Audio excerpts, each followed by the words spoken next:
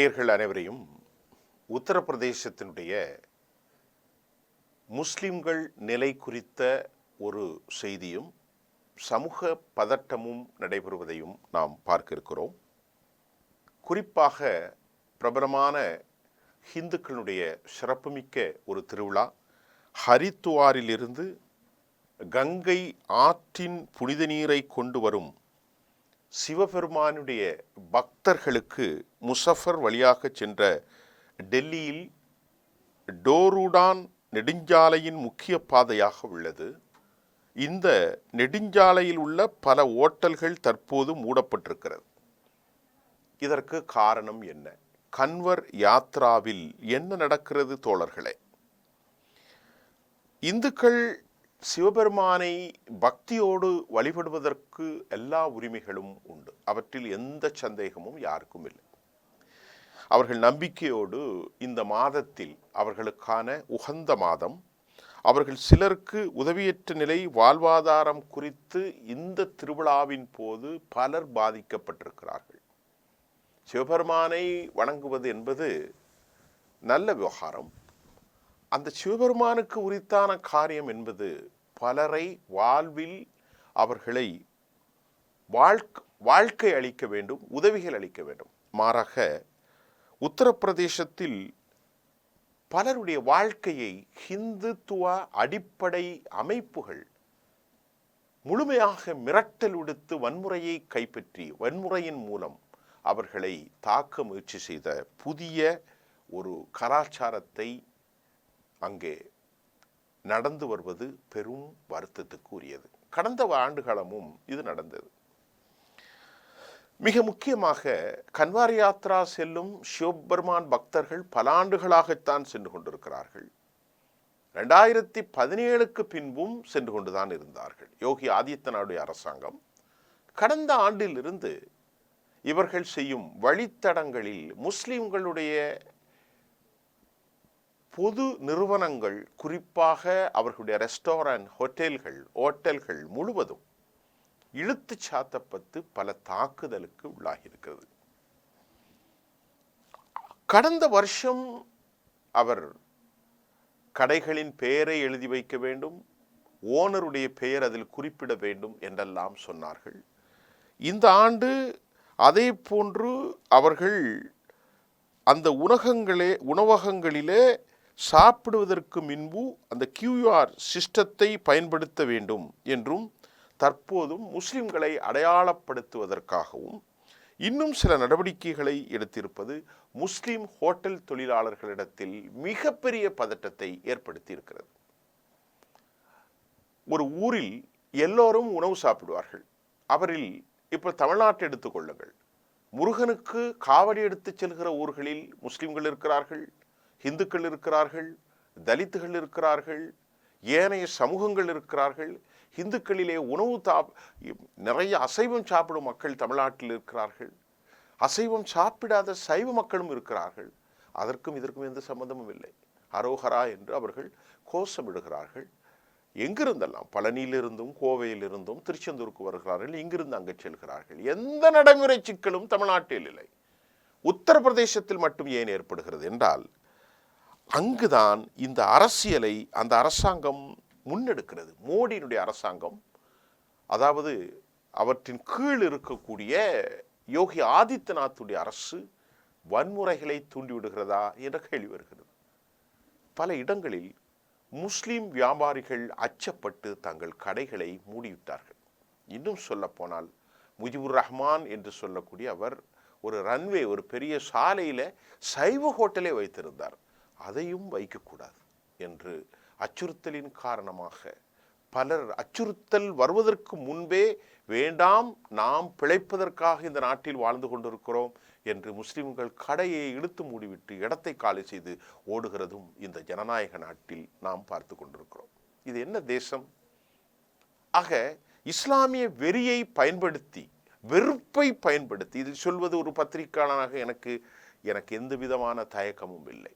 இதே நிலை இந்துக்களுக்கு மேல் நாளை இஸ்லாமியர்கள் பெரும்பான்மையாக இருக்கிற இடத்தில், கிறிஸ்தவர்கள் பெரும்பான்மையாக இருக்கிற இடத்தில் எந்த சமூகம் வன்முறையால், மதத்தின் பால், சாதியின் பால், அவர்கள் கொடூரமாக ஒப்ரஷன் அடக்குதலுக்கு உள்ளாகிற போது ஒரு கேள்வி, வட இந்தியாவினுடைய பரவி வரக்கூடிய இந்த ஆபத்தான கலாச்சாரம் முஸ்லிம் வெறுப்பின் மூலமாக ஹிந்து வலதுசாரி தேசிய அரசியல் மற்றும் அடிப்படைத்துவை குரூப்புகள் வெற்றி இலக்கை நோக்கி இந்துக்களை ஒன்றிணைக்கலாம் என்று அவர்கள் முயல்வதுதான் யோகி ஆதித்யநாத்துடைய இந்த கன்வர் யாத்ராவின் மூலம் நாம் தெரிந்து கொள்ளக்கூடியதாக இருக்கிறது. கன்வர் யாத்ரா போறதை பற்றி யாருக்கும் எந்த பிரச்சனையும் இல்லை. சிவபெருமானை வணங்குவதற்கு எந்த பிரச்சனையும் இல்லை. திருப்பி கேட்டால் பல ஊர்களில் இது போன்ற வணக்கங்களில் முஸ்லிம்கள் அவர்களுக்கு உதவிகரமாகத்தான் இருக்கிறார்கள். தமிழ்நாட்டிலே கூட அழகர் ஆற்றில் இறங்குகிற நேரத்திலும் பல ஊர்களில் இந்து முஸ்லீம் ஒற்றுமைக்கு உலகம் முழுவதும் சான்றாக இந்த தமிழ் மண் இருந்து கொண்டிருப்பதையும் நாம் பார்க்கிறோம். இந்த கலாச்சாரம் எவ்வளவு ஒரு ஆபத்தான கலாச்சாரம் என்பதை நீங்கள் எண்ணி பாருங்கள். இதை நியாயப்படுத்துபவர்களும் உண்டு. அறிவுஜீவிகளாக தங்களை காட்டிக்கொள்வார்கள். ஆனால் அவர்கள் இதை நியாயப்படுத்துவார்கள். எப்படி நியாயப்படுத்த முடியும்? இந்தியாவிலே வாழ்கிற ஜாட்டு மக்களில் இருந்துதான் பெரும்பான்மையான முஸ்லிம்கள் இந்துக்களாக மாறினார்கள். இந்தியாவிலே இருக்கக்கூடிய வடநாட்டில் சொல்கிறேன், உத்தரப்பிரதேசத்தில் அவர்கள்தான் இன்றைக்கும் பாகிஸ்தானிலே வாழ்கிறார்கள். ஜாட்டுகள் தான். அவர்கள் இஸ்லாமியர்களாக இருந்து கொண்டிருந்தார்கள். ஆக இந்த கன்வர் யாத்திரையில் ஒரு நாட்டில் இருக்கக்கூடிய அரசியல் அமைப்புக்கு ஹிந்து முஸ்லீம் எந்த பாகுபாடும் கிடையாது. யார் வேண்டாலும் இந்த நாட்டில் சிட்டிசன்ஷிப்பாக இருந்தால் அவன் எல்லா உதவிகளும் செய்யலாம், அவன் வழிபாட்டை நடத்தலாம், எல்லாம் செய்யலாம். ஆக ஒரு கடையை வைத்திருக்கிறார். இந்த நாட்டில் மாட்டிறைச்சி அறுக்கிறவர்கள் எத்தனை கோடிக்கணக்கான டன் விற்கிறது. இஸ்லாமியர்கள் அனைவருமா சாப்பிடுகிறார்கள்? இல்லை. இஸ்லாமியர்கள் அதில் சில சதவீதங்கள் மாட்டிறைச்சி சாப்பிடுவதில்லை. பெரும்பான்மையாக இந்த மாட்டிறைச்சி சாப்பிடுவர்கள் ஹிந்துனுடைய தாழ்த்தப்பட்ட மக்கள், பிற்படுத்தப்பட்ட மக்கள், சிறுபான்மையினர்கள், கிறிஸ்தவ இஸ்லாமியர்கள், எல்லோரும் மதமற்ற நம்பிக்கையாளர்கள் எல்லோரும் தான் மாட்டிறைச்சி சாப்பிடார்கள். அப்படி என்றால் அந்த வெறுப்பை அவர்கள் மக்களுக்கு எதிராக பயன்படுத்துகிறார்கள். மோடி அதாவது யோகியினுடைய அரசாங்கம் உத்தரப்பிரதேசத்தில் மிக மிக மிக மிக மோசமாக பயன்படுத்தியது. கன்வார் யாத்திரையில் இப்போ இது புதுசல்ல, இதுக்கு முன்னாடி நடந்தது சில நிகழ்வுகளை சொல்கிறேன். அப்போ மாட்டிறைச்சிக்கு எதிராக அஹ்லாக் போன்றவர்கள் படுகொலை செய்யப்பட்டார்கள். பலர் தாக்குதலுக்கு உள்ளானார்கள். பாவம், பிழைப்புக்காக அடிமாடுகளை கடத்தி அதாவது வியாபாரத்திற்கு எடுத்து வந்தவர்கள் கூட பசுவை கொலை செய்கிறார்கள் என்று அவர்கள் கொலை செய்யப்பட்டார்கள். ஹரியானாவினுடைய ஷைனி இதை நியாயப்படுத்துகிறார். எங்களுடைய நம்பிக்கையில் எவன் கை வைத்தாலும் அது குறையல்ல, மக்களின் உணர்வுகள் என்று பாரதிய ஜனதாவினுடைய ஒரு முதல்வர் இதை ஒப்புக்கொள்கிறார், ஏற்றுக்கொள்கிறார் என்றால் இந்த நாடு எங்கே சென்று கொண்டிருக்கிறது தோழர்களே? இந்த தேசம் எங்கே சென்று கொண்டிருக்கிறது? அப்போ கன்வார் யாத்திராவில் பரமாத்மா என்று அவர்கள் நினைக்கக்கூடிய சிவபெருமானுக்கு சாலைகளில் அவர்கள் செல்லலாம். அதில் எந்த விதமான நடவடிக்கையும் இல்லை. அசைவ ஹோட்டல் இருக்கிறது. அசைவ ஹோட்டலில் முஸ்லீம்கள் அசைவ ஹோட்டல் வைத்திருக்கிறார்கள், ஹிந்துக்கள் வைத்திருக்கிறார்கள். பெரும்பான்மையாக பஞ்சாபி தாபா ஹோட்டல்கள் தான் இருக்கிறது. இந்த பஞ்சாபி தாபா ஹோட்டல்களில் அவர்கள் மட்டன் இருக்கும், சிக்கன் இருக்கும், புலால் உணவுகள் இருக்கும், சைவமும் இருக்கிறது. ஆனால் பல முஸ்லீம்கள் அந்த ஹோட்டலை இழுத்து மூடிவிட்டு வேண்டாம் வம்பு என்று சொல்லிவிட்டார்கள். இதைவிட கொடுமை என்ன தெரியுமா? ஒரு ஹிந்து ஹோட்டல் அதிபர் சொல்கிறார், எங்களில் பெரும்பான்மையாக வேலை பார்க்க ஊழியர்கள் முஸ்லிம் ஊழியர்கள். அவர்கள் 12,000 15,000 வரை நாங்கள் சம்பளம் கொடுக்கிறோம். தற்போது அவர்களை அனுப்பிவிட்டோம். தம்பி, வேலை செய்வது ஆபத்தான விஷயமா இருக்கிறது. இங்கே உள்ளே பூந்து இந்த ஹிந்து அடிப்படைவாதிகள் உங்கள் பேரை கேட்டு அடிச்சானா எங்களுடைய வியாபாரம் போயிடும். நீங்கள் தயவுசெய்து இந்த யாத்திரை 24ஆம் தேதி முடிய காட்டியும் ஊருக்கு போயிருங்க அப்படின்னு நாங்கள் அனுப்பிட்டோம் என்று சொல்கிறார்கள். என்ன தேசம் நடக்கிறது? இப்போ அவங்க வருமானம் இல்லாமல் கடுமையாக கஷ்டப்படுவதாகவும் செய்திகள் வருகிறது. முஜிபு அகமது இந்த பாதையில் அவர் பிரதான் ஃபுட் கோர்ட் ஒன்றை ஒரு சைவ உணவகத்தை நடத்தி வருகிறார். அந்த சைவ உணவகத்தில் கன்வார் யாத்திரையின் போது எந்த பிரச்சனை ஏற்பட்டு கூடாது என்று அவர் என்ன பண்ணிட்டாரு, சொந்த விருப்பத்தின் பேரில் ஃபுட் கோர்ட்டை மூடிட்டு போயிட்டார். ஒரு முஸ்லீம் வேணாம், உங்களோடு போட்டியிடுறதுக்கு எங்களுக்கு இது இல்லைண்டு. இந்த வருஷம் இந்த மாதம் 24ஆம் தேதி வரை கன்வார் யாத்திரை முடிந்த பிறகு முஜிபும் அவரது உறவினர்களும் அவரது உறவுகளும் இந்த உணவகத்திலிருந்து வெளியேறி மீறுவது அந்த உத்தரப்பிரதேசத்தில் எவ்வளவு வெறுப்பு அரசியல் இருக்கிறது என்பதை நாம் சிந்தித்து கொள்ளக்கூடியதாக இருக்கிறது. அதே நேரத்தில் இந்த கன்வார் யாத்திரை நடக்கும் 15-20 நாட்கள் பல இஸ்லாமிய தொழில் கூட்டாளிகள் எந்த பிரச்சனை ஏறாவிடாமல் இருக்க தங்கள் தாபாக்களையும் கூட அவர்கள் முன்னெச்சரிக்கையாக மூடிவிட்டு சென்று விட்டார்கள். கன்வார் யாத்திரையின் போது ஹிந்து அடிப்படை பஜ்ரங் தள் போன்ற ஹிந்து அமைப்புகளை சார்ந்தவர்கள் தான் ஓட்டல்களுக்கு வந்து விசாரணை நடத்துவது, அடிப்பது. முஸ்லீம் தொழிலாளர்களே இருக்கக்கூடாது என்று நினைப்பவர்கள் முஸ்லீம் ஹோட்டல்களை அனுமதிப்பார்களா? ஒரு ஹிந்து ஹோட்டல்ல முஸ்லீம் தொழிலாளர்களே இருக்கக்கூடாது என்று சொல்பவர்கள் முஸ்லீம்கள் பேரில் எப்படி அனுமதிப்பார்கள்? ஆகவேதான் அசைவ உணவை நடத்துவர்கள் அல்ல, சைவ உணவை நடத்தக்கூடிய ஒரு முஜிபு அகமதும் தன் சைவ ஹோட்டலே மூடிட்டு போயிட்டார். ஏன்னா அவர் பிறப்பால் இஸ்லாமியர். இதுதான் இந்த நாடா, இதான் இந்த தேசம். இதை முட்டு கொடுத்து பேசுறதுக்கு பல பேச்சாளர்கள் அறிவுஜீவிகளாக வந்து விடுகிறார்கள். உதாரணமாக ராஜஸ்தானி ஷூத் கல்சா தாபாவை நடத்தும் ஃபர்கான் அவரும் சொல்கிறார், நாங்கள் ரொம்ப கஷ்டப்படுறோம், 8 மணி நேரம் ஒரு நாளைக்கு நான் இதுக்கு முன்னாடி செலவேன். ஆனால் தற்போது இந்த கன்வார் யாத்திரை வந்தபோது 18 மணி நேரம் தாபாவில் தங்க வேண்டியிருக்கும். இதற்கு காரணம் யாராவது வந்து விசாரித்தால் நான் அங்கு இருக்க வேண்டும் என்று அச்சப்பட்டு பயந்து வாழ்கிறேன் என்று சொல்லக்கூடிய விவகாரமும் தற்போது இருக்கிறது. அதே மாதிரி இந்த கியூ கோட் பயன்படுத்துவதன் மூலம் அதில் அவங்க பணத்தை பே பண்ணும்போது அந்த ஹோட்டலில் முஸ்லீமா ஹிந்துவா என்று தெரிந்துவிடும். அது அப்படியும் ஒரு டெக்னிக்கலை வைத்திருக்கிறார்கள்.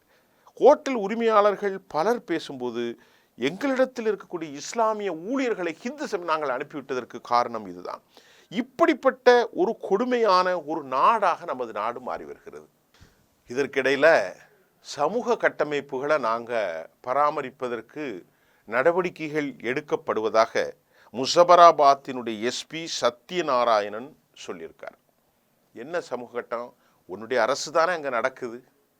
பாரதிய ஜனதாவினுடைய யோகி ஆதித்யநாத்துடைய அரசு தானே அங்கே நடக்கு.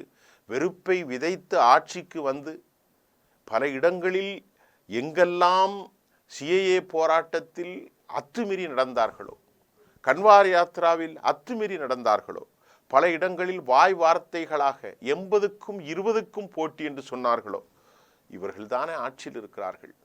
இந்த வெறுப்பை நடத்தக்கூடியவர்களால் உண்மையிலேயே என்ன நடக்கும்? இதற்கு இடையில நான் ஏற்கனவே சொன்ன மாதிரி QR குறியீடு மற்றும் உரிமை தொடர்பான இந்த QR இந்த குறியீடை ஏன் அவங்க பயன்படுத்துறதுக்கு உத்தரப்பிரதேச ஆகுதுன்னா, அப்போதான் அந்த முஸ்லீம்கள் அந்த கடையினுடைய பேர் அதற்கு தெரியக்கூடிய அளவில் அவர்களே பல வன்முறைகளை ப்ரோவோக் பண்ணுவதையும் இன்ஸ்டிகேட் ஆபரேஷன் தூண்டிவிடும் நடவடிக்கைகளும் ஈடுபட்டிருப்பதாக நமக்கு சந்தேகம் வந்திருக்கிறது. உச்ச நீதிமன்றத்தில் தற்போது கன்வார் வழித்தடத்தில் உள்ள தாபாக்கள், ஹோட்டல்கள், கடைகள் அனைத்தும் இழுத்து சாத்தப்பட்டிருக்கிறது. உச்ச நீதிமன்றம் தாங்கள் பெயர்களை பகிர வேண்டும் என்று கட்டாயமாக்கப்பட்டிருக்கிறது. ஹோட்டலுடைய உரிமையாளர்களுடைய விவகாரத்தில் பெயர்கள், கடைகளுடைய உரிமையாளர்கள் தங்கள் பெயர்களை பகிர்ந்து கொண்டால்தான் அடிப்பதற்கு வசதி. ஆகவேதான் இதை பகிர்ந்திருக்கிறார்கள். ஆனால் உச்ச நீதிமன்றம் இந்த முடிவுக்கு இடைக்கால தடை விதித்து தாபா போன்ற ஹோட்டல் உரிமையாளர்கள் தங்கள் அடையாளத்தை வெளியிட வேண்டும் என கட்டாயப்படுத்த முடியாது என்றும் கூறியது. ஆனாலும் அந்த அடையாளம் மற்றும் வேலைவாய்ப்பு தொடர்பான அதே விவாதங்கள் எழுந்த நேரத்தில் தான் QR கோடுக்கு இவன் அனுமதி கொடுத்துருக்குறாங்க. ஏன்னு கேட்டால் அதில் தான் அந்த முஸ்லீம் பேர் வந்துடும். அதை அவங்க தெரிஞ்சுக்கிட்டவங்க அதற்கப்புறம் 10 பேரை அனுப்பி அடிக்க சொல்லுவாங்க. இதுதான் நடக்குது. இதுதானா உன் காந்தி தேசம்? இதுதானா காந்தி தேசம்? இது ரொம்ப காலம் இப்படிப்பட்ட போக்க மோசம்.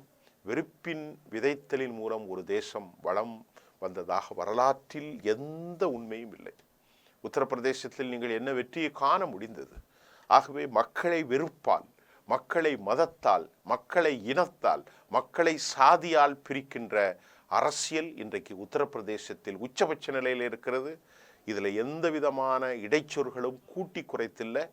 அவர்கள் சிவபெருமானை வணங்குவதற்கு மீண்டும் சொல்கிறோம், எல்லா உரிமையும் இருக்கிறது. அதில் திருப்பி கேட்டால் முஸ்லீம்கள் அவற்றுக்கு ஆதரவாக இருக்க வேண்டும். ஆகவே இந்த நாட்டில் பெரும்பான்மையாக 80 விழுக்காடு மக்கள் 85 விழுக்காடு மக்கள் அசைவம் சாப்பிடுவர்களாக இருக்கிறார்கள். அவற்றில் பெரும்பானவர்கள் இந்து மக்கள் தான். அவற்றை தடை செய்ய வேண்டும் என்றும், அதே மாதிரி ஒரு இராணுவ அதிகாரிகளை பிடித்து அடித்த காணொளி பரபரப்பாக சென்று கொண்டிருக்கிறது. இவ்வளவுத்தையும் நடத்திட்டு யோகி ஆதித்யநாத் காவி உடையில பலர் வன்முறைகளை ரவுடிஷத்தை உள்ளே திணிக்கிறார்கள் என்று சொல்கிறார். திருப்பி சொன்னால் காவி உடையில் இருப்பவர் யார், காவி சாமியாராக இருப்பவர் யார், காவி உடையிலே இது போன உத்தரவுகளை பிறப்பித்தவர்கள் யார் என்பதை யோகி ஆதித்யநாத் அவர் மனசாட்சியில் கை வைத்து கேட்டால் இந்த கன்வர் யாத்திரையில் இது போன்ற வெறுப்புகள் நீங்கும் என்பதுதான் உண்மை.